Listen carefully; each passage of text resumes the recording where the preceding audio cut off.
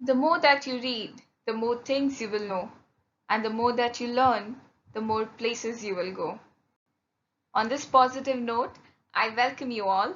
I'm Dr. Sanskriti Patel, and today let's learn about the practical aspects of pharmacodynamics. Up to this point, we have considered some of the fundamental principles of pharmacodynamics, and these principles must also find an expression in quantitative terms so that they can provide the basis for evaluation and comparison of drug effectiveness and safety. So, in this lecture, we will mainly focus on the quantitative aspects of drug effects. Also by now, we know that the degree of effect produced by a drug, it depends on the quantity of the drug that is administered, that is the dose. So what do you mean by dose? It is the required of drug in weight, volume, moles or international units that is necessary to provide or produce a desired effect.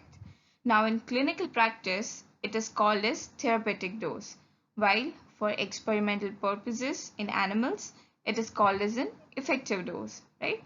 So the therapeutic dose, it varies from person to person and from one clinical situation to the other, and hence it is indicated by a range. For example, the dose of aspirin. Now, aspirin is a non-steroidal anti-inflammatory agent.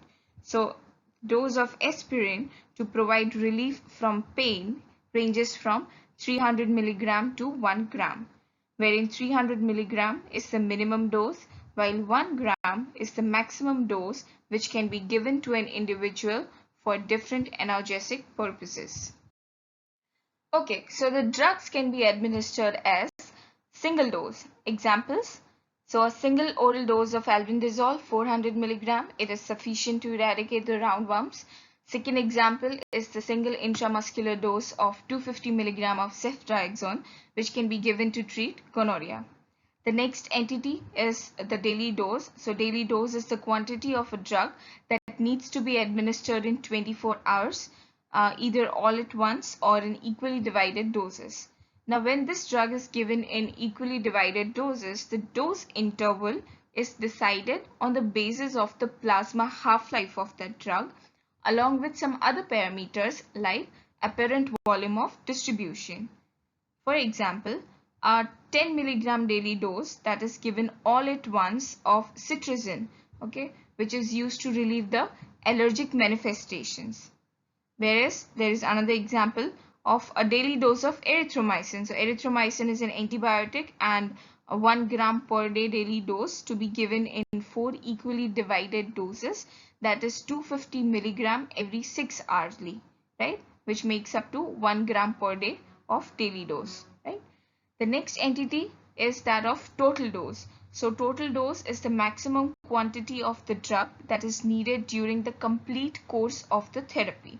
Now, for example, there is this drug, procaine penicillin G, right? So it is used to treat patients of syphilis, in particular the early syphilis, and the total dose that is used is 6 million units. Now, syphilis is also a sexually transmitted disease, and this total dose of 6 million units is given as 0.6 million units per day for 10 days. So this is simple maths. 0.6 million units into 10 days gives you the total dose of 6 million unit, right? Next is the loading dose, or you can say priming dose. So it is the large dose of a drug that needs to be given initially to provide the effective plasma concentration rapidly. Or you can say that the dose that is given to achieve the desired plasma concentration as quickly as possible. And the drugs which may be started with an early or initial loading dose includes digoxin, voriconazole, procainamide, chloroquine, and etc. Like there are other drugs, right? The next is maintenance dose. Like loading dose and maintenance dose, you already know, you have already studied in pharmacodynamics. and this is just a brush up. So maintenance dose, it is after achieving a desired blood level by initial loading dose, and it is in a smaller quantity that is required to maintain the blood level. So for example, digoxin. Now digoxin is a cardiac glycoside which is used in the treatment of various heart conditions like atrial fibrillation, atrial flutter. So the loading dose will be, it will be ranged between 1 to 1.5 milligram, and the maintenance dose will be 0.25 milligram once or twice daily dose. Other examples are, you can say, sparfloxacin. So sparfloxacin is a fluoroquinolone. It is an antibiotic, and the loading dose will be 400 milligram. And on the first day, you give 400 milligram of loading dose, and then you give the maintenance dose, which is 200 milligram per day as a single daily dose. Now let's discuss the quantitative aspects of drug effects. Now, after giving a dose, the drug effects can be measured for quantitative assessment for its safety and efficacy.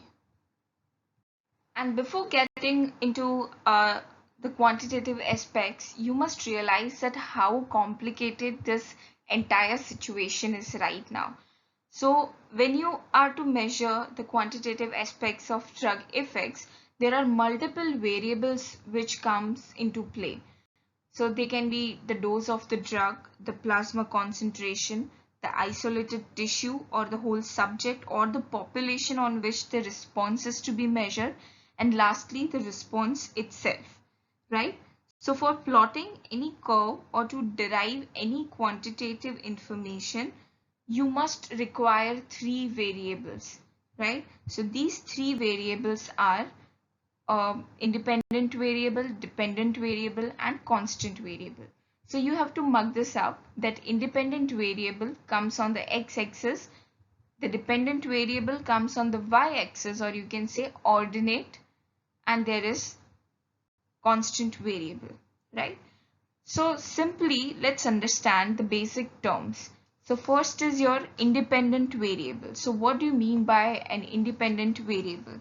So a variable that is changed in a scientific experiment to test the effects of dependent variable, right? And dependent variable is a variable that is being tested or measured in a scientific experiment. Also, when we talk about the constant variable, why constant? Because it is common. It is common amongst all, so it can be easily eliminated, and therefore you don't have to show that on the graph. So it becomes easy for us to demonstrate things on paper, right?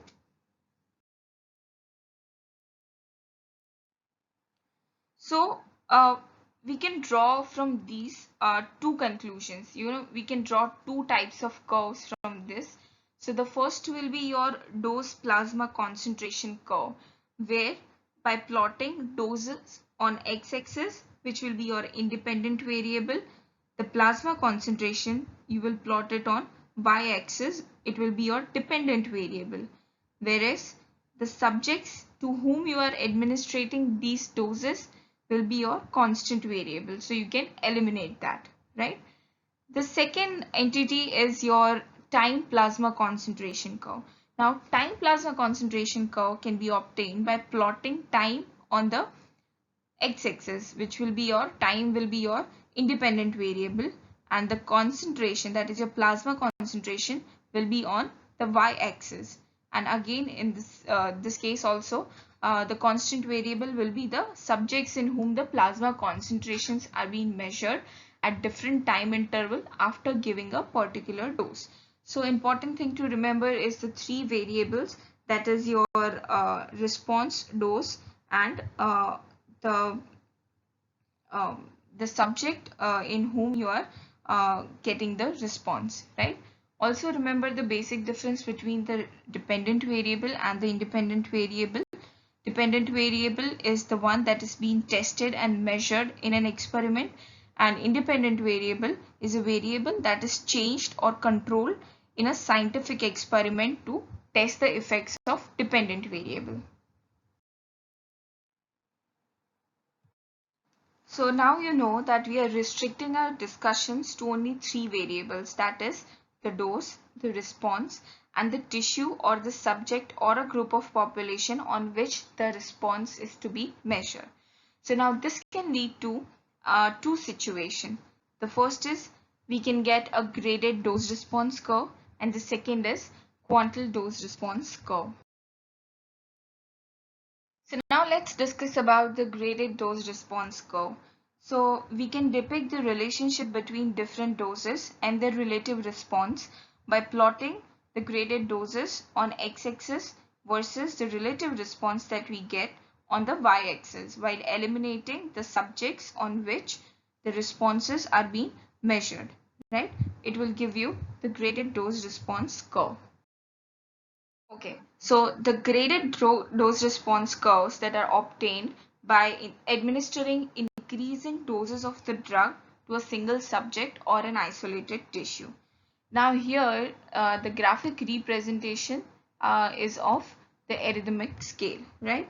So when the dose in arrhythmic scale, that is 0.1, 0.8, 1.6 microgram per ml, you can see when they are plotted on x-axis and the responses on the y-axis, as the dose is increased, the magnitude of the response also increases, and there comes a stage where any further increase in the dose will not increase the response or the effect, and the response at this stage is called as maximal response, that is MR, or also known as ceiling response, while the corresponding dose at which you get MR or the maximal response will be your maximal dose or the ceiling dose. So the graph that is shown in the slide right now is the graphic representation of such simple graded dose response curve that takes the form of hyperparabola. So this is the hyperparabola that we are getting. Now, having said that, there are certain limitations to this simple graded DRCs. So what is that? So as you can see here, the initial portion of the graph or the initial portion of the curve is so steep that it is difficult, it is almost impossible to measure the magnitude of the increase in the response corresponding to the small increase in the dose of the drug. And when this effect is reaching to its maximum, you can see large increments in the dose 0.8 to 1.6 produce no change or very slight or very small change in the response. Okay, this is almost a flat line. And on the arrhythmic scale, it is extremely difficult to display a dose range in which the largest dose is several times to that of the smallest dose. Okay, so for example, this is 1.6, then we will have 2.8, 3.8, so on, 10.8. So we require a very large graph paper, very wide graph paper in order to demonstrate these responses, right?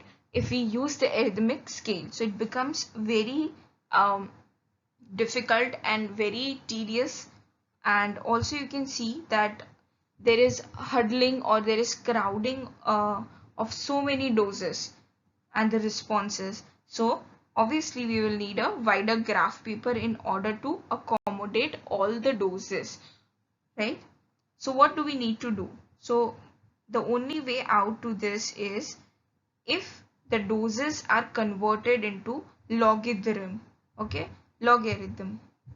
So when the doses are plotted on log scale, things become easy, and it is very much convenient for us to plot the large doses in a small piece of paper, and at the same time we can evaluate the responses that we are getting. So before moving forward, you must understand the basics of arrhythmic and logarithmic scales. So let's study that first, and then we will talk about the log scale.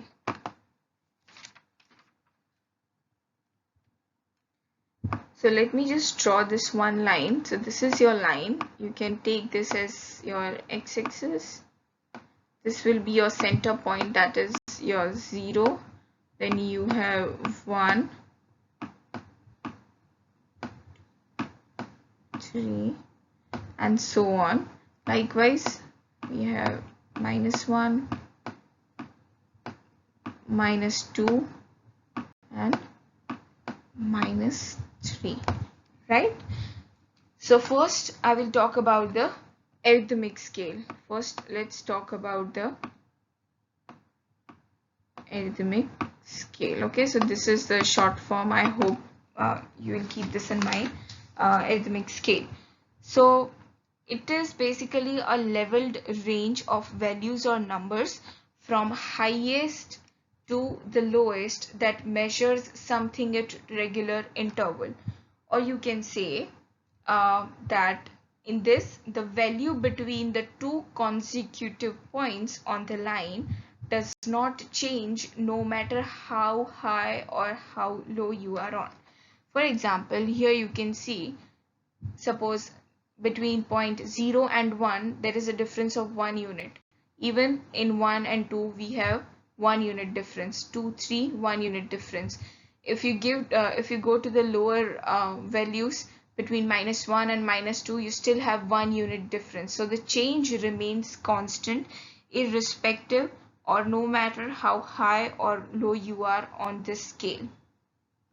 For example, on this number line, the distance between the number 0 and the 1, as I said, is constant, that is 1 unit.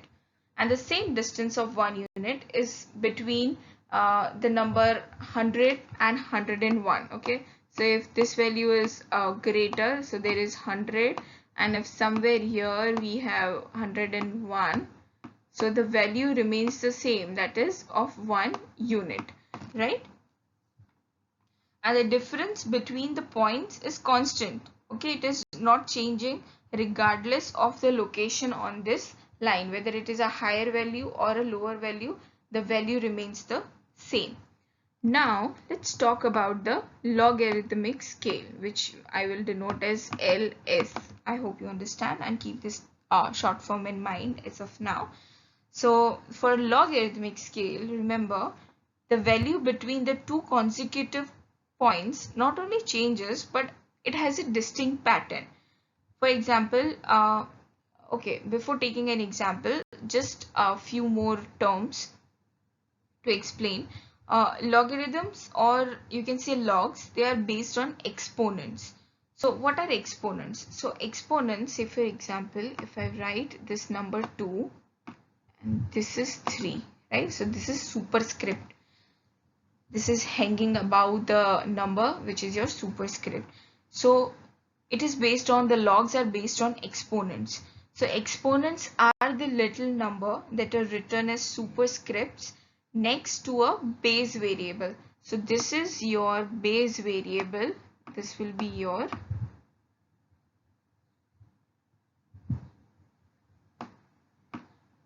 base variable, and this will be your exponent. Okay,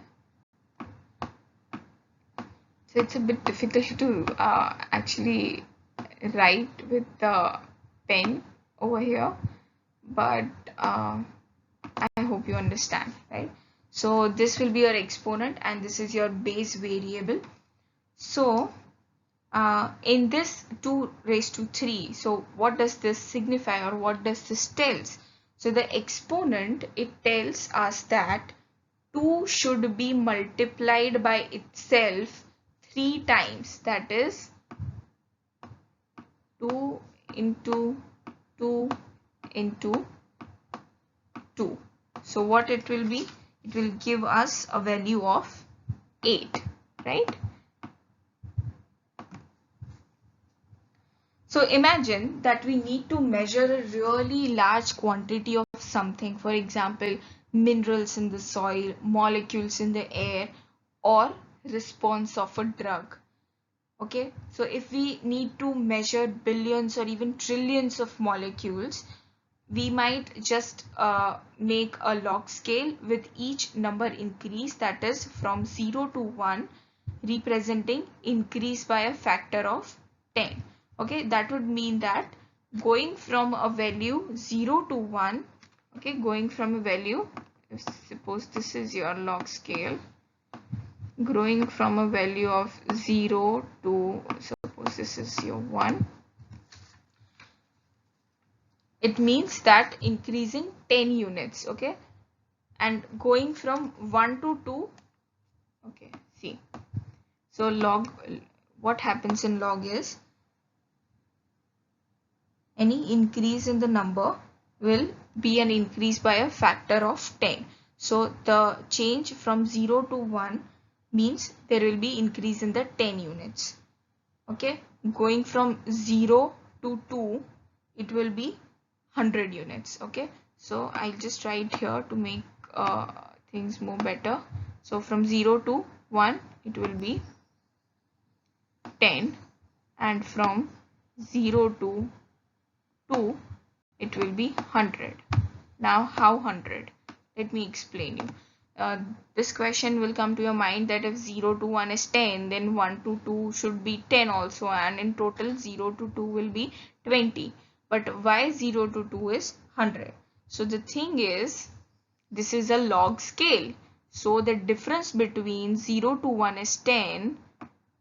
10 2 times will be your exponent. 2 will be your exponent because two segments we are considering, which gives us the value 100.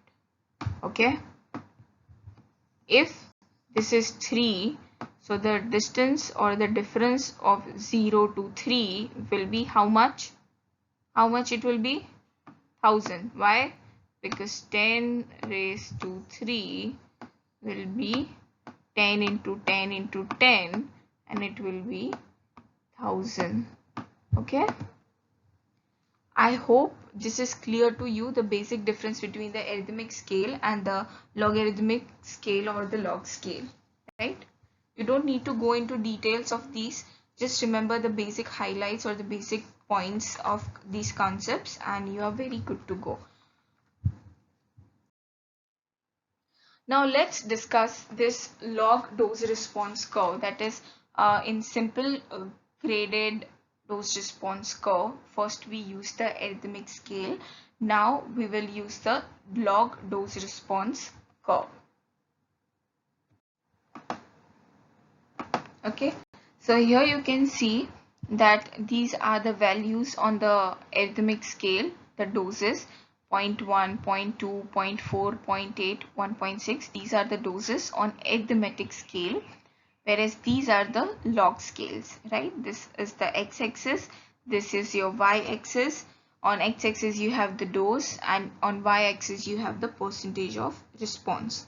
Also you can see that each selected doses, that is in this arithmetic scale, you can see 0.1, 0.2, 0.4, 0.5, 1.6. So this is the double of its preceding dose. So 0.2 is double of 0.1, 0.4 is double of 0.2, likewise. Okay, whereas when we talk about the log doses, the interval between the log value is equal, which is 0.3. So you can see 1.0, 1.3, 1.6. The difference between each one is constant, that is 0.3. Earlier when I explained you by giving the example of the distance or the difference between 0 to 1, 0 to 2, the change was constant, that was 10. Likewise in here the difference is, or the interval or the constant interval between these values is of 0.3. Okay, yes.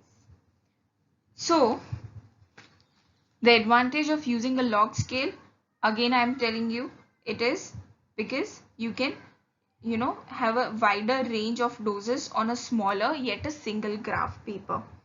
Also remember that the simple graded dose response curve was hyperparabola, but now when the same values are being plotted in a log scale, we will get a more compressed form of a curve, which will look like a S-shaped curve or sigmoid curve. You can see this is S-shaped or sigmoid curve, right? The topmost portion of the curve represents the maximal response, that is here denoted by MR, while the lowermost portion, it depicts that these doses, like the maximal doses, dose at which we get the maximal response. Okay. Also here you can see that the lowermost portion depicts that these doses are almost ineffective to produce any significant response, right? So the effect of increasing, you can give example, like this is one of the short questions that are commonly asked VSQs in your exam, that give examples of some drug or the animal tissue. So you can give that the increasing dose of histamine causes muscle contraction in guinea pig ileum, and the acetylcholine increased dose causes contraction of the frog rectus muscle. So these are some examples of your log dose response curve. The second thing, just remember how the markings and everything. So first is, let's discuss the middle portion of this curve, that is the linear segment. This middle portion is almost a straight line or a linear segment. So it can help us to find out the ED50. Now what is ED50? ED50 is your effective dose. So effective dose which can provide 50% of the maximal response, okay, is your ED50. So since this study is focusing only on a single isolated tissue or a subject, one cannot have the 50% of the subject, right? Also remember this important point, smaller the effective dose, more potent will be a drug. So what does this mean? If for the example this drug shown here, the ED50 is supposed somewhere here, which is let's assume that it is 1.6 log dose, then this is a drug X which produces the response of 50% of the maximal response with 1.5 milligram per ml log dose, whereas there is this other drug which is drug Y which produces 50% of maximal response at 1.3 log dose. So which will be more potent? Obviously this drug XY, because in smaller dose you get a greater response or 50% response as compared to this where you require double the dose in order to produce 50% of maximal response. Okay.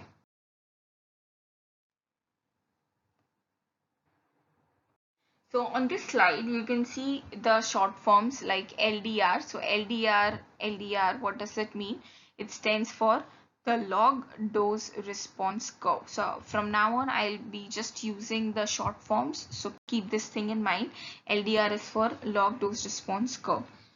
So frequently, two drugs that produce the same effect by the same mechanisms, if they are given, the LDR curves of both the drugs, they run parallel to each other. Okay, so for example, let us assume, you can see in this graph, there is drug A and drug B that are producing the same effect by the same mechanism, but as I explained earlier, this drug A requires a lesser dose, a smaller dose to manifest its response, whereas this drug B, it requires double the dose to manifest its response. So you can say that, yes, exactly, you can say that drug A and drug B are producing the same effect by the same mechanism, and drug B is half as potent as drug A. In short, drug A is more potent and drug B is less potent. Now, the response that is obtained by any dose of drug A would match the response that is obtained by the drug B, okay, but with twice the dose, right?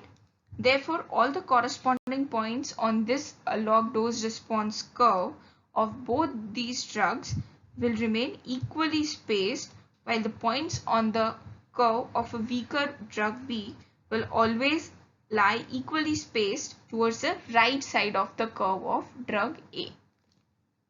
Right? This is very simple. So just remember the key points. That is, there are two drugs, drug A and B. Drug A is more potent. Why? Because at a smaller dose, if this is the dose line, where 0, 1, 2, 3, 4 and so on. This drug A at a lower dose produces 50% of the maximal effect, whereas twice the dose of drug A, there is drug B, it will produce 50% of the maximal response. So these two LDR of these two drugs will be parallel to each other, but the LDR of drug B will be located on the right side of the curve of drug A. Okay, so it is very simple. And you can see that the curve of the drug with greater affinity will lie close to the y-axis. Okay, now what do you mean by affinity? So affinity is basically how well a drug can bind to the receptors. So fast or strong binding means higher affinity. Okay, and the location of LDR curve on x-axis reflects the affinity of the drug with the receptor. What does it mean? It means that this drug A, which requires a lesser dose or a smaller dose in order to produce 50% of maximal response, it will be located close to this y-axis or the ordinate. Okay, and B is has less affinity as compared to A, so it will be located more distant to y-axis, right? So let me give you an example. So if this is the graph, this is your x-axis, this is your y-axis, this is your y-axis and this is your x-axis. Suppose this is your drug A, this is your drug B, this is your drug C. Okay, so C, this is your drug A and this is your drug B. Now from these three drugs, which drug will have the higher affinity? Which drug will have the higher affinity? So keep this thing in mind that the location of LDR curve on x-axis reflects the affinity of the drug with its receptor, and the curve for the drug with a greater affinity will lie close to the y-axis. So this is very important.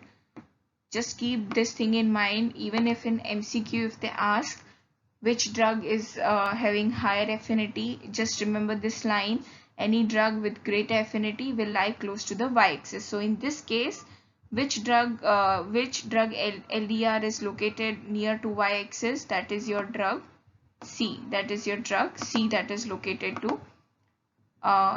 near the y-axis. So this will be more will be having more affinity, right? Perfect. Let's move on to other concept.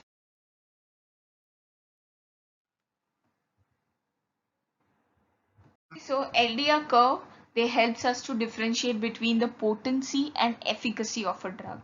Now, what do you mean by potency? So potency means the dose of a drug that is required to produce it. Now, closer the LDR curve towards the y-axis, smaller is the dose required to produce the given effect, and greater will be the potency. So you can conclude that potency and efficacy, potency and affinity, they go hand in hand. Okay, so let me just write it to clear any confusion. So potency will be equal to your affinity. So the graph shown here,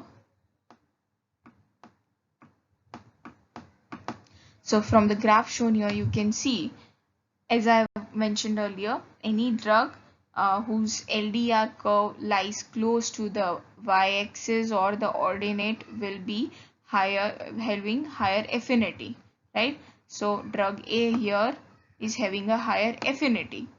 Also, higher affinity means it will be more potent, right? So drug A is more potent and drug A is also having higher affinity, right?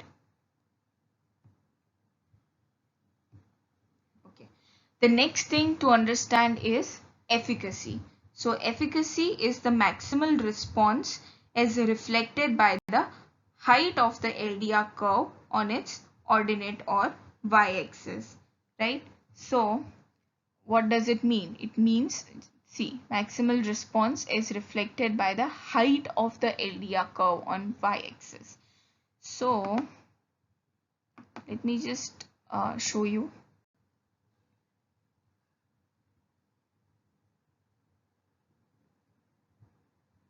So for efficacy, you have to see the height of the curve. Height of the curve. So you can see that A is quite short. A is quite short.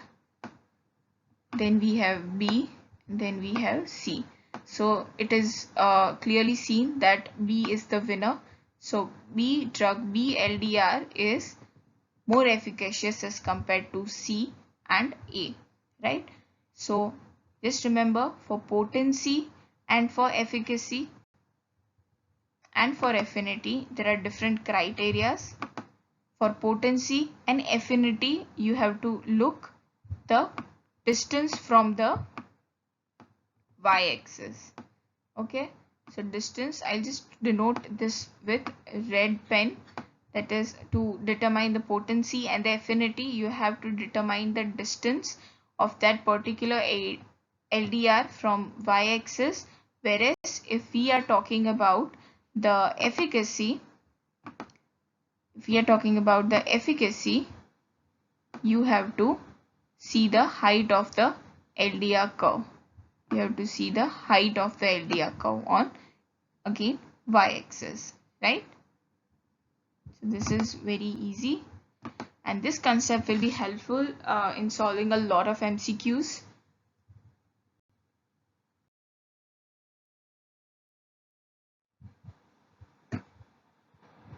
Now let's move on to the other result of our drug effect, which is quantitative dose response curve. Okay, so far we have seen that in graded dose response curve, it is only obtained in a single biological unit, such as a single subject or a single isolated tissue, and the responses which we get, like in the form of contraction of a smooth muscle, etc., they were measurable on a continuous scale, right? But there are many pharmacological effects which cannot be measured as graded response on a continuous scale, that too. For example, if we have to measure the drug toxicity of a drug, so our criteria of response will be either that drug toxicity leads to death of the animal or there is no death. Okay, there is no in between, like half dead, right? So there are only two possibilities, dead or no dead. Second example is if we have to study the effect of any anesthetic drug. So the response can be in two forms only. First will be there will be anesthesia, and the second is there will be no anesthesia. There cannot be anything in between, right? So such predetermined responses on all or none basis are called as quantile responses. And when you keep these responses as fixed, it becomes a constant factor, and you can eliminate as it is common to all the subjects in a population, right? You can also derive another valuable relationship between the doses and the number of subjects which exhibit this prefixed response with the dose, right? And for this it will help us to plot a graph, and this graphic curve can be obtained by plotting different doses on the x-axis, and these doses will act as our independent variable, whereas the number of subjects providing a prefixed response will be plotted on the y-axis. It will be a dependent variable. And one thing you must keep in mind is that this quantile dose response curve, it relates to the dose it relates the dose of the drug to the frequency with which it produces a predetermined response. Now, what do you mean by frequency? Frequency here means the number of subjects that exhibit the prefixed or the stated response to a certain dose of the drug. Okay, so from this slide, you just remember 3-4 things. The first one is in quantile DRC, on quantile dose response curve, you just have this all or none response of then you have this prefixed or stated response. There is no in between. Then there are 3 variables, different doses on x-axis, number of subjects providing a response to a prefixed response on y-axis, and the constant variable that we eliminate is the response. The last thing to keep thing in mind is this, that the quantile dose response curve is it relates the dose of the drug to the frequency in which it produces a response, and frequency is the number of subjects exhibiting the stated response. Okay, so in order to understand this quantile dose response curve better, let's discuss an example that is also discussed in your book, and which is a very simple and easy example. So let's discuss it. For example, this slide, just focus on the figure A, on the graph A as of now. So if you want to study the effect of say for example noradrenaline on increase in the heart rate in dogs. Okay, so here we are conducting one study where we need to see the effect of noradrenaline drug when given intravenously on the increase in the heart rate in the drug, right?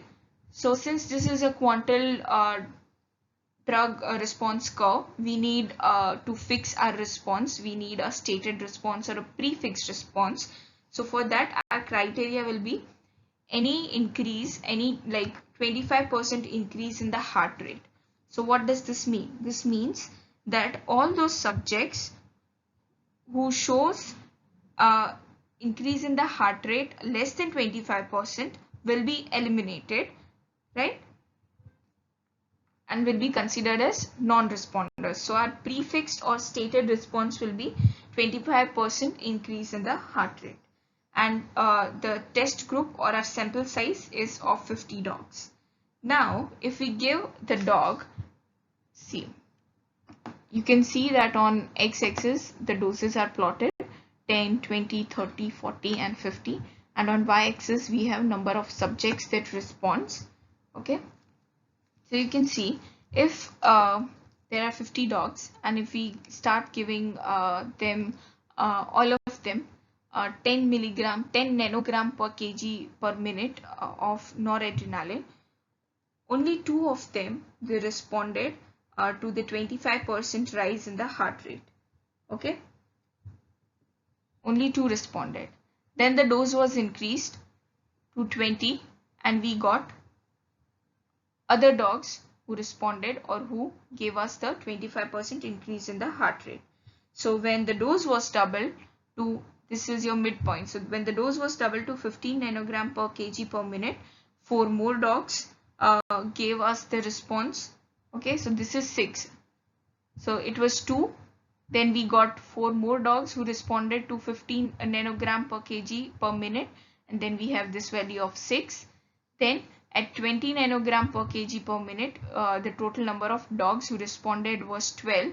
So 6 new dogs came into action when the dose was increased. Then 8 new dogs were added when the dose given was 25 nanogram per kg per minute, giving us the total value of 20 dogs, and so on and so on.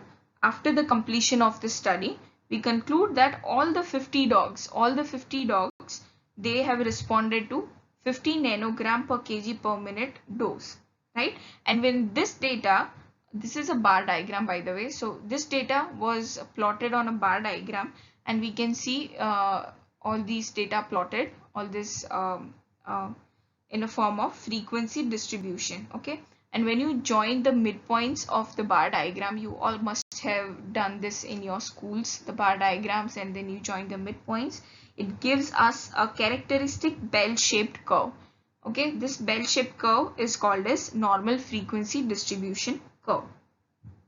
Now, the area under this curve, now in this figure B, you can see that area under this curve is divided into three zones, A, B and C. Now, A is your very sensitive. Very sensitive means what? So, those dogs who, exhibited the response in a very low doses, they were very sensitive to that drug. Then there was group B, which was sensitive to usual doses of the drug. And then we have C, that is least sensitive. So those dogs wherein we required higher dose of the drug in order to elicit the response, right? So it is very simple. The only main thing or the main limitation to using this frequency distribution curve is that uh, the individual variation within the group of subjects and the average dose of the drug. One cannot handle the data for calculation of effective dose or the lethal dose, ED50 or LD50.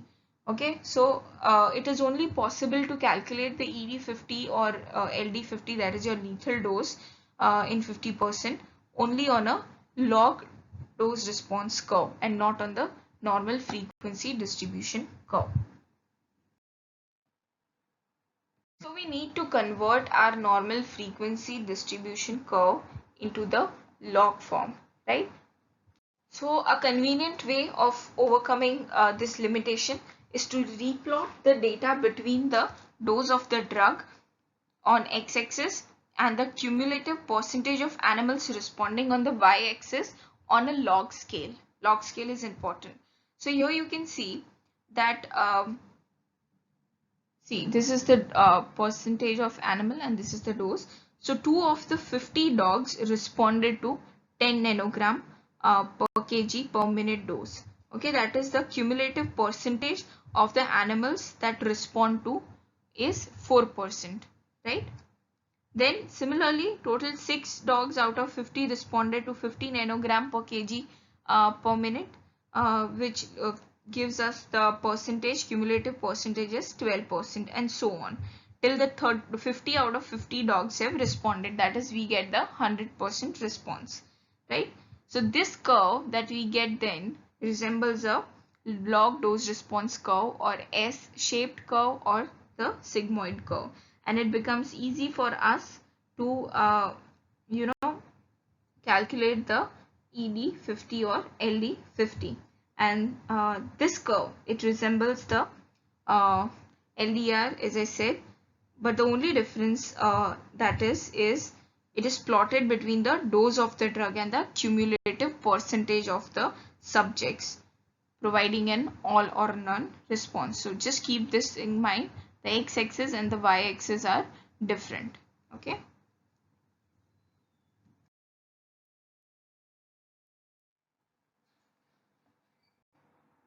So here this slide shows two most important concepts. The first is the median lethal dose, also known as LD50, and then we have median effective dose or ED50. As of now, just concentrate on the graphs that I am showing. Okay.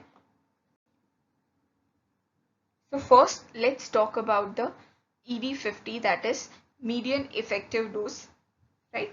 So you can see log doses, and on y-axis we have the cumulative percentage of subjects responding. Okay, you can see the sigmoid shape or the S-shaped curve over here. So in this, from the middle linear segment, this is almost linear, so this is medial linear segment. You can find out ED50 as we used to do in the simple graded dose response curve. ED50 means a dose which produces a predetermined response in 50% of the subjects. Okay, so a dose which produces response in 50% of the subjects. Okay, and what do you mean by LD50? So similarly, if we have to do the mortality studies, then we will use this LD50, that is lethal dose. So LD50 means a dose at which a dose at which 50% of the subjects will encounter lethal effects. It will be lethal to 50% of the subjects. So mortality and hence LD50 is always a quantal response, as the criteria of death is all or none phenomena. So just remember two things. LD50 means lethal dose, right? So lethal dose means it is used for mortality studies, and mortality studies means the prefixed or the stated response will be death or no death, okay, and it will be always a quantal response. So keep this thing in mind. Okay, now moving on to the evaluation of drug safety. The first one is the therapeutic index, or you can say the margin of safety. Now the safety of a drug, it depends on by what factors the drug produces a desirable effect is separated from the drug eliciting toxic effect. Okay, so it is represented by simple equation, that is therapeutic index, lethal dose upon effective dose. Okay, so this equation is important. This ratio is known as therapeutic ratio or the therapeutic index. Also, again, I'll repeat the definition of effective dose is the dose which produces the specified effect in 50% individual, and the LD is dose which is lethal or which kills 50% of the recipients or the subject, right? Okay. Also, one clear-cut thing to remember and to keep in mind is for a drug to be safe, the therapeutic index should be at least more than 1. Okay, hence a drug having higher value of LD50 but a smaller value of ED50 is considered to be more safe. So just keep this thing in mind. So you need the therapeutic index of any drug to be more than 1 if you want that drug to be a safe drug, right? You can see the graph from here. See, there are two graphs. First, we will discuss the one that is on your right side. You can see that this is the dose response curve of one like drug, that is morphine, and this is the dose response curve for the depressive effect of morphine on respiration, and this was for the analgesic effect, and this intermediate stage or the distance or the space, it is your margin of safety, right? There is another entity which is certain safety factors, that is CSF.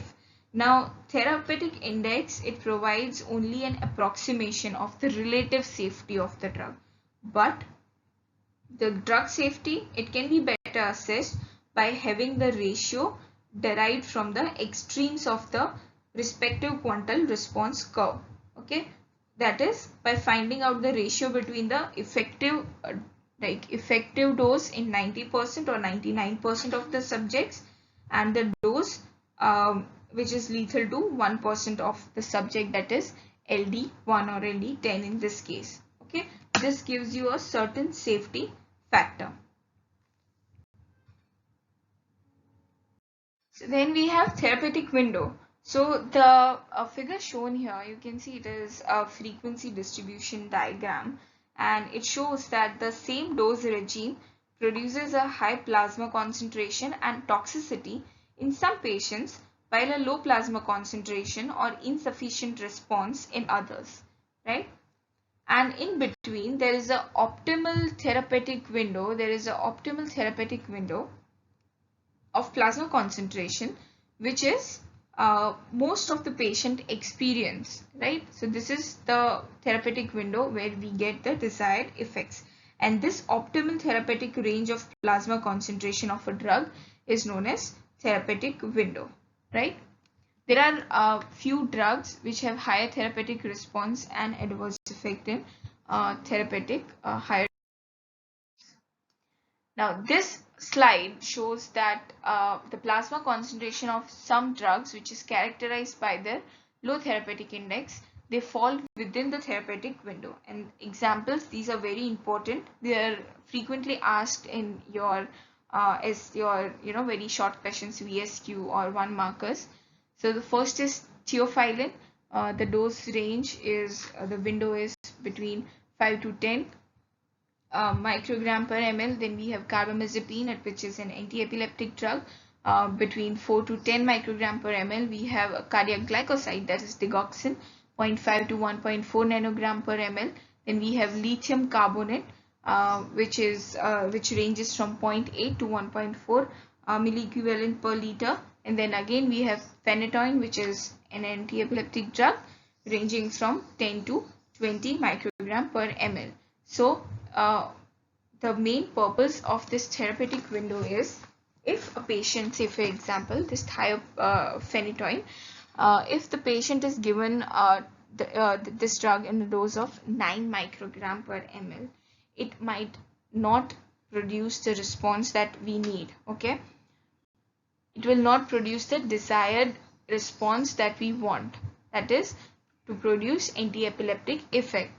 At the same time, if we give any dose higher than 20 microgram per ml, for example 25 microgram per ml, it will produce toxic effect. So any drug which you give, you have to give it in this particular range, or you can say therapeutic window. So by now we have defined the dose and the dosage and the response in different types of dose response curve. But there are certain factors which influence the dosage and this drug response. For example, the variables can be the dosage form and the amount of drug that needs to be administered at one time, the route of administration, the interval between the doses, and the duration for which the drug administration is continued. For this section, we will mainly focus on the route and the frequency of drug administration, and to be more specific, we will study about the modified drug effects after the repeated administration of a single drug. The first concept that needs to be learned or understand is that of drug tolerance. Now, tolerance is characterized by the need to increase the dose in order to produce the pharmacological response of equal magnitude and duration. Or you can say, in other words, that it is the inability of the subsequent administration of the same dose of the same drug in the same individual which was effective as its initial dose, right? For example, if I have fever and if I take, say for example, if I take 150 milligrams of paracetamol, this is just an example. I take 150 milligrams of paracetamol and my fever is relieved. The next day again I develop fever. I take 150 milligram of paracetamol. The fever does not subside and I need to take increased dose in order to subside my fever. So this clearly indicates that now I'm tolerant to 150 milligrams of paracetamol dose and I need higher dose to produce the same effect, right? Also on this slide you can see a graph which is located. This is a log scale again, where on x-axis you have the dose plotted and on y-axis you have the percentage of response. Now this log dose response curve of a tolerant person, it shows a shift towards right because higher than the initial doses are required to achieve the same effect. So this is the normal dose response curve that you get, but on the second day, as I mentioned earlier, to relieve or to subside my fever, I needed increased dose. For example, this was 150 milligram of paracetamol. I needed more dose in order to get the same effect. So my graph or my curve will shift towards a right side of the normal dose response curve or the base dose response curve. For example, there are certain drugs, CNS active drugs like morphine, alcohol, barbiturates, LSD and amphetamine. They demonstrate tolerance and it is a very common phenomena seen usually with these drugs. Now also it is not necessary that tolerance would develop uniformly to all the pharmacological effects of a drug. For example, morphine or any CNS drug, say for example, it demonstrates tolerance towards either psychological or physical dependence variable and not to the side effects like constipation or meiosis. Okay, so the tolerance is very specific to specific um, pharmacological effect and not to all the effects of that particular drug. Also, there is another term which is here you can see RT, that is reverse tolerance. What it means? So reverse tolerance, it is observed with an intermittent dosing schedule, but it is opposite to that of tolerance. That is, there will be a left side shift of the dose response curve, and such that if a given dose, there will be a greater response than seen after the initial dose. For example, after a daily administration of a dose of cocaine or amphetamine or any CNS active drugs in rats, there is a gradual increase in their motor activity, even though the dose remains the constant. So even at lesser dose, they will demonstrate the same effect as they were showing when the basic or the base dose was given to them. So this is the concept of your drug tolerance and your reverse tolerance. So drug tolerance is mainly divided into three: innate, which is your natural or congenital tolerance, then you have acquired tolerance, and then you have cross tolerance. So first, let's discuss about the innate tolerance or the natural or congenital tolerance. So it refers to a genetically determined lack of sensitivity to a drug. It is observed that, so it is only observed when you give the drug for the first time to that patient. So there are classic examples which you must remember. The first is rabbits. So rabbits are tolerant to a large dose of atropine because they have this atropine esterase enzyme in the liver which metabolizes the atropine faster. Okay, so this is also known as species tolerance. Then we have like racial tolerance, which is based on certain races which show tolerance to certain drugs. For example, Negroes or the blacks or the people who live in Africa. The Negroes, they are tolerant to mydriatic action of sympathomimetic like ephedrine. Then we have Eskimos. Eskimos, they can tolerate high fatty diet without any clinical consequence. And by clinical consequence means without any disturbance or disruption in the lipid profile. Okay, they can very well tolerate high fatty diet. Then we have Chinese. So Chinese are tolerant to purgative action of castor oil. Now we all know that castor oil is known laxative. So Chinese are tolerant to that because they cook their food in castor oil, and that is why I guess they are tolerant to it. The next type of tolerance is acquired tolerance. So it is seen by the repeated use of a drug in an individual who was initially responsive but now is not responsive and now he or she is tolerant. For example, you can say that after a repeated administration of certain drugs, the patient becomes tolerant to that drug and he might or he may require higher doses in order to demonstrate or produce the same level of effect or response. Now, acquired tolerance, it is classified into two. Either it can be due to pharmacokinetic reason or pharmacodynamic reason. Now, when we talk about the pharmacokinetic reason, the first thing that comes to my mind is it develops through the first mechanism, that is drug disposition or metabolic tolerance. So what happens in this? This type of tolerance may occur when a drug reduces its own absorption or its metabolism is increased through enzyme induction, right? So what it will result into? It will cause decrease in the effective concentration of the blood at the site of action because Number one, there is less absorption, and even if the absorption is normal, there can be increase in the metabolism, right? The examples are chronic alcoholics. Now, chronic alcoholics, they can consume a large amount of alcohol without manifesting the adverse effects. Why? Because of their thickened or indurated gastric mucosa, which reduces the extent of alcohol consumption, right?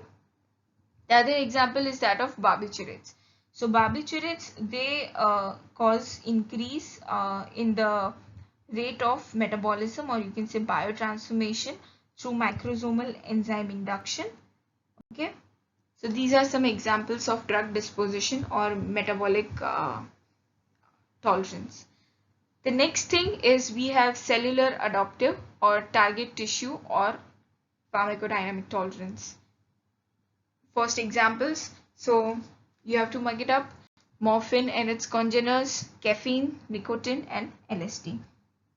Now, this type of tolerance, it may be attributed to some kind of adaptive changes that have taken place over a period of time because of the repeated drug administration, and this may result due to either drug-induced changes in the receptor density, which you call downregulation, or it can be either due to the impairment or any defect in the receptor coupling, which disrupts the signal transduction pathways. Okay. Then we have acute tolerance or tachyphylaxis. Now, tachyphylaxis is very important from your exam point of view. It is very frequently asked. So tachyphylaxis is something which is the acute development of tolerance after rapid or repeated administration of a drug at shorter duration. So these keywords are very important. These keywords: shorter interval, repeated administration of a drug, rapid administration, very important. Examples: ephedrine, amphetamine, and tyramine.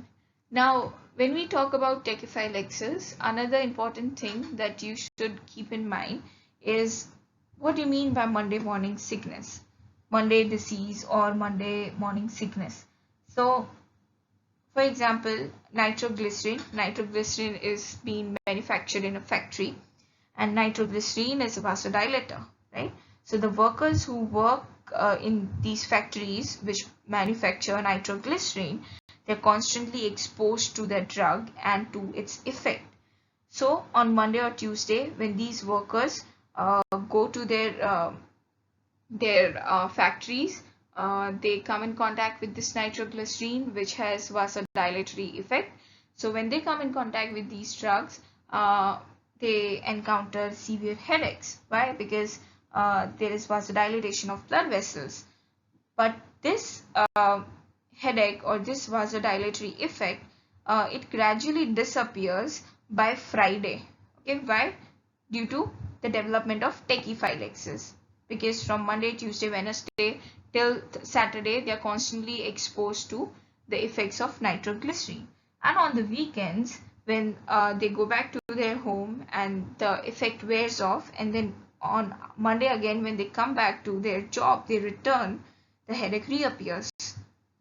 Okay, so this is known as Monday disease, and the basis of Monday disease is tachyphylaxis, right? The next thing is cross tolerance. So cross tolerance is another characteristic feature of tolerance. It is among the drugs which belongs to the same category. Okay, for example, if an individual is tolerant to morphine, then he is also tolerant to other drugs of the same category, like heroin or other narcotic analgesic, right? Let's move on to another important concept of drug resistance.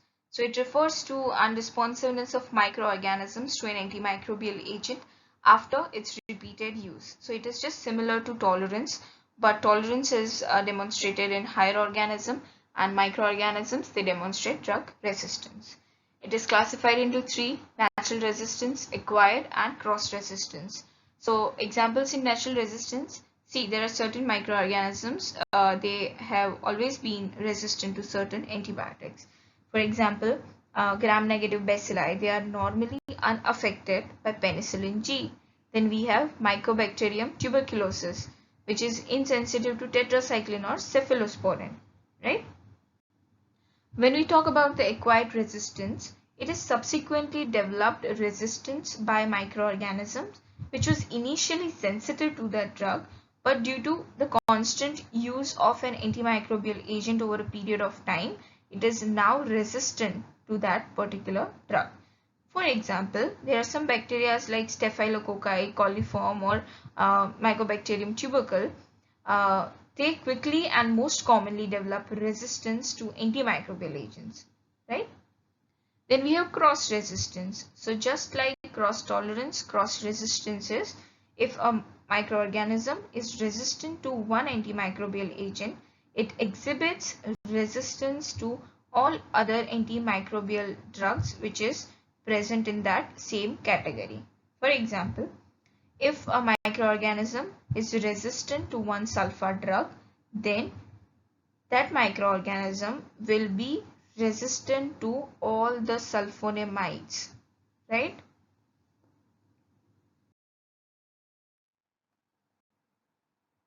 So now let's move on to the modified drug effects after concurrent administration of two different drugs. This is very important. The first is summation. The definitions are very important and the examples are even more important, right? So summation, it is when two drugs elicit the same response but with different mechanism and their combined effect is equal to the algebraic sum of their individual effects. The drugs are said to exhibit summation of effects. Here you can see example of two drugs, aspirin and codeine. So they produce the similar effect of analgesia by acting to different mechanism. So aspirin, it inhibits the prostaglandin synthesis, whereas codeine, it acts as an agonist at the opioid receptors. They block the opioid receptors and produces analgesia. In short, drug A and drug B, which acts by different mechanism, they produce the same effect. They produce the similar effect, not the same effect, it produces a similar effect. So A plus B is AB, right? Then the next is additive effect. So in simple terms, effect of two drugs in same direction, they simply adds up. So effects of drugs A and B, A plus B is equal to effects of drugs A and B, okay? So you can explain it another way, that combined effect of two drugs acting by same mechanism is equal to that expected by the simple addition. Now you can see example of ibuprofen and paracetamol. So they have the same mechanism, they both inhibit the prostaglandin synthesis, they both produce analgesia, okay? So their effect, their combined analgesic effect sums up and is an additive effect. These are some other examples of additive drug combination like aspirin paracetamol, which acts as an analgesic or antipyretic. Then we have nitrous oxide and halothane combination, which is commonly used as a general anesthetic. Then amlodipine plus atenolol, which is used as an antihypertensive. Then we have metformin and glibenclamide, which is your oral hypoglycemic agent. And then we have ephedrine plus theophylline, which acts as a bronchodilator. So these examples are very important. The next is synergism. So when the combined effect of two drugs is greater than the algebraic sum of their individual effect, the phenomena is known as synergism. The net outcome is either potentiation or prolongation of the effect, okay? And this may result when two drugs act at different site or when one drug alters the pharmacokinetics of the other drug. Now, what do you mean by potentiation or super additive effect? The same thing which I mentioned earlier, the effect of A plus B combined will be greater than their individual effects. And when one component given alone produces no effect, but it enhances the effect of the. So this slide shows the examples. On the left of the side, we will discuss this example. of two drugs which act at the different sites, that is sulfamethoxazole, which is combined with trimethoprim, right? So individually each drug is bacteriostatic, but when given in combination, it is known as cotrimoxazole. It becomes bactericidal. So in this combination, sulfamethoxazole, it inhibits the folic acid synthesis in the bacteria by competing with the PABA. Okay, it competes with the PABA for the enzyme dihydroteroic acid synthetase. Now, while trimethoprim, it sequentially blocks the folic acid synthesis by inhibiting the dihydrofolate reductase. Okay, so this is one example. The second example you can see here is of synergistic effect of levodopa. So when you give levodopa, it causes peripheral metabolism by dopa decarboxylase, and it enters into the blood and provides dopamine. Whereas carbidopa, it inhibits this dopa decarboxylase and prevents the peripheral conversion. Okay, and this combination is used to it is used in the treatment of Parkinsonism. There is another example where two drugs show synergistic action by acting at different sites, but their action is synergistic, is antihypertensive drugs like combination of beta blocker with diuretics. Say for example here, beta blocker plus diuretics, right? So on the right side of the slide, you can see all the super-additive drug combination, and yeah.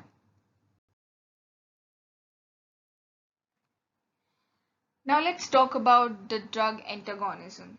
So anytime when the combined effect of two drugs is less than the sum of the effect of the individual drug, the phenomena is known as drug antagonism, right? One drug is inactive and decreases the effect of the other.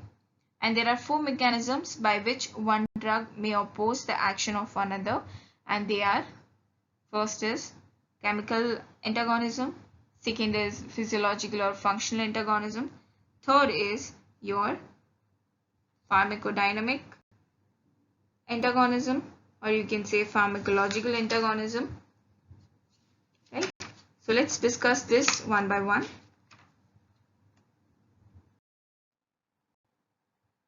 So first is chemical antagonism.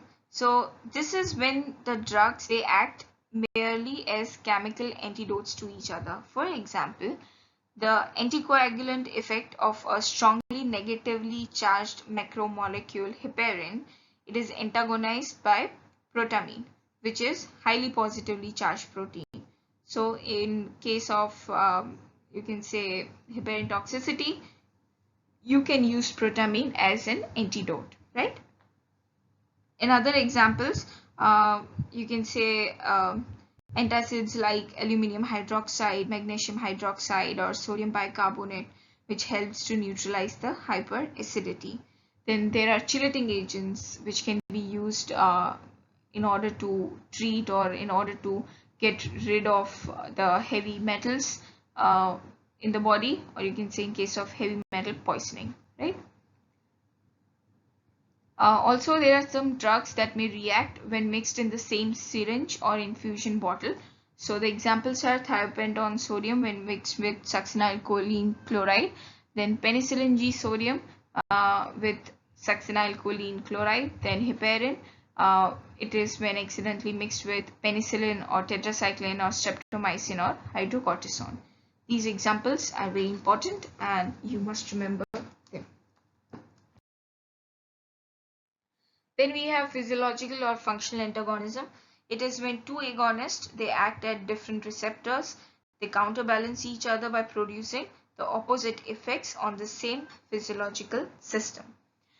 For example, CNS stimulant. So CNS stimulant drugs, they antagonize the effects of CNS depressant, which is very simple, right?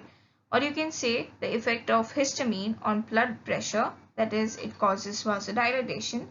It will decrease the blood pressure, will be cancelled out by norepinephrine, which is a vasoconstrictor, which will increase the BP, right? So this is very easy. that the effect produced by the two drugs, they counteract each other, but each drug is unhindered in its ability to manifest its own response. Okay. Other examples are, you can see on the slide, glucagon and insulin on sugar level, insulin decrease and glucagon increase, right? The next is pharmacological or pharmacodynamic antagonism.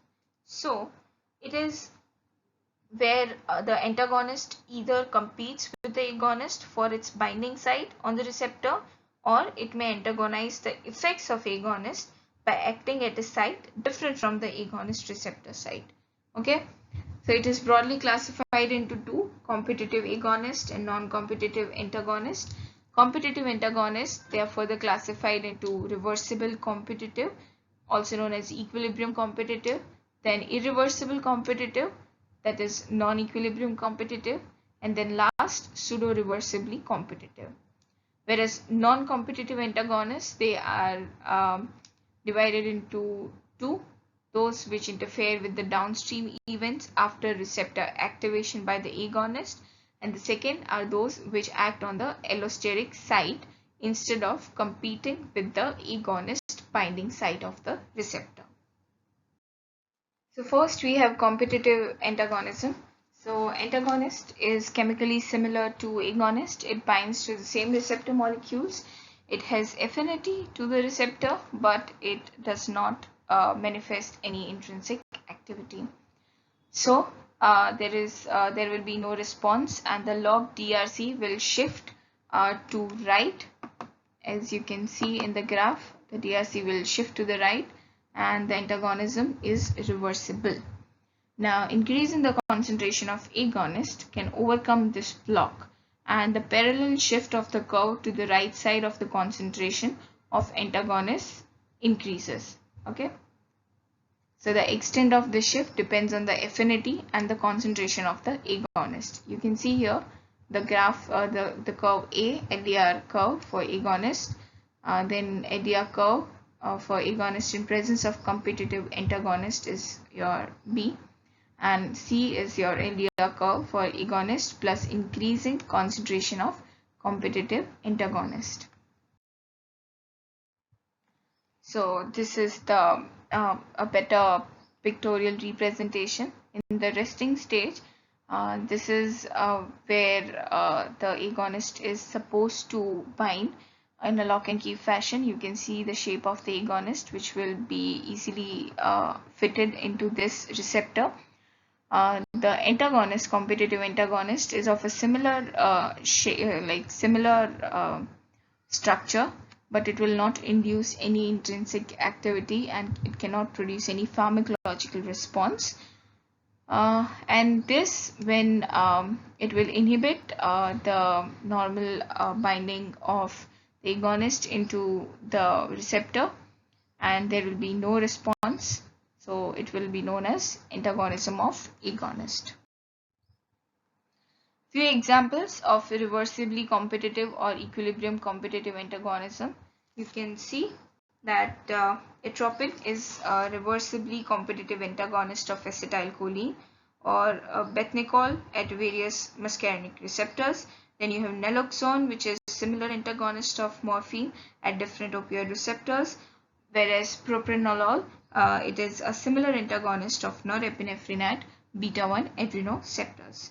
When we talk about the examples of irreversibly competitive or equilibrium competitive antagonism, examples are dibenamine, which is a haloalkylamine. It is an irreversible competitive antagonist of norepinephrine at alpha-1 adrenoceptors. Next is pseudo-reversible antagonism, and there are two examples. For example, phenoxybenzamine, which is a pseudo-reversible alpha-1 adrenoceptor blocker, or there is methylsergide, which is a pseudo-reversible 5-HT receptor blocker. These are the classical irreversible antagonism. Okay, and what happens is, as you increase the concentration of agonist, in presence of such antagonist, the LDR will initially shift to the right, showing the maximal response, but eventually if the concentration of this antagonist is increased, there will be reduction in the maximal response. That is why they are known as pseudo-reversible competitive antagonism. Then we have non-competitive antagonism. It is two subtypes. It is of two subtypes. The antagonist may interfere with the downstream events after the receptor activation by the agonist, or a drug that may antagonize the effect of other drugs by acting at a allosteric site of the receptor beyond the binding site of the agonist. We have already studied this earlier. Also, it is chemically unrelated to the antagonist. There will be no competition between them, so no change of effect even if the agonist concentration is increased. And increasing concentration of the agonist will cause flattened dose response curve, and it is not clinical in clinical use, right? This is the basic difference between the competitive and non-competitive antagonism.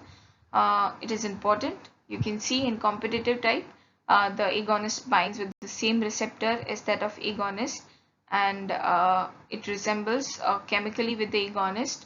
The shift in the DRC will be right side. The same maximal response can be attained by increasing the dose of agonist, which is known as surmountable antagonism. The antagonist appears to have inactivated a number of agonist molecule, and the intensity of response, it depends on the concentration of both agonist and antagonist. Examples are important: acetylcholine, atropine, morphine, and naloxone, right? And other examples like propranolol and norepinephrine and beta-1 adrenoceptors. When we talk about the non-competitive, the antagonist binds to another site of the receptors. The antagonist does not resemble chemically with the agonist. There will be flattening of the agonist drug response curve, and the maximal response is suppressed, right? Also, the antagonist appears to have inactivated a certain number of receptors, and maximal response depends only on the concentration of antagonist. And the example is diazepam and butyquilin, right? So this is the graphical representation. You can see the DRC of agonist alone. Okay. Then this shows the agonist plus competitive antagonist, where increased dose is required in order to obtain the maximal response. That is why there will be a shift to the right side from the base or the the DRC that was obtained initially. And this figure B, it shows non-competitive antagonist shift of the agonist curve. That is, if you see the slope, this LDR, this is for the agonist alone, right? And when you give agonist along with the increased concentration of antagonist, irreversible antagonist, it will manifest the less efficacious LDR, or you can say the response is less.